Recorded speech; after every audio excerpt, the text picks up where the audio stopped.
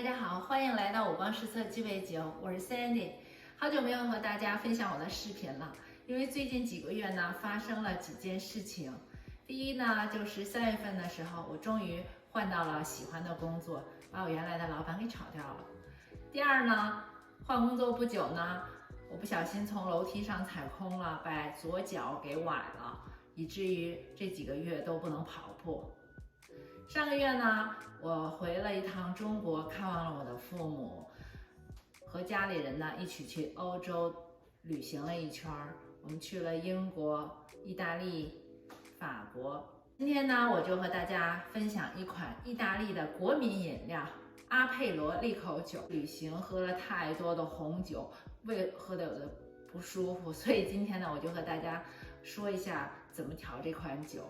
我们需要一个红酒杯，需要1.25盎司的阿佩罗利口酒，1.25盎司的意大利起泡酒，以及苏打水或者是气泡水适量。在酒杯中呢，加入冰，加入阿佩罗利口酒，加入意大利的气泡酒。搅拌均匀之后呢，在上面倒上苏打水或者是气泡水。接下来呢，我和大家分享一下这次旅行当中我买的几个包包。这款呢现在是很火的 LV 的月亮包，你看大家看一下我背的效果，我非常喜欢这款。在那法国总店的时候呢，根本买不到，然后呢销售小姐说要去法国南部的城市才能买。我这款是在英国机场买的，当然了，现在因为英国脱欧了，不免税了，所以就比美国稍微便宜了一点点。这款是达芙妮，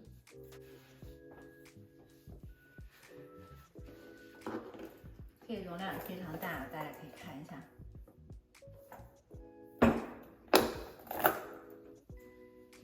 下一款就是也现在很火的罗意威的 Puzzle， 我买的是个小号，很多人说像个炸药包，确实如果背到前面来看是像个炸药包，所以它只能背到后面或者是这样侧着背。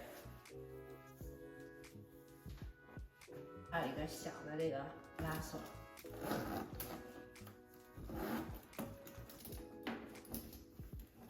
容量是非常大的，大家可以看一下。这个也可以手提把它拿下来，也可以肩背。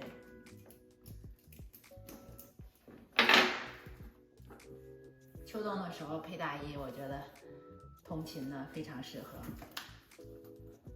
最后呢，我和大家分享一下这次我们旅行的照片，希望大家喜欢。如果你有什么旅行相似的旅行见闻呢，也欢迎和我一起分享。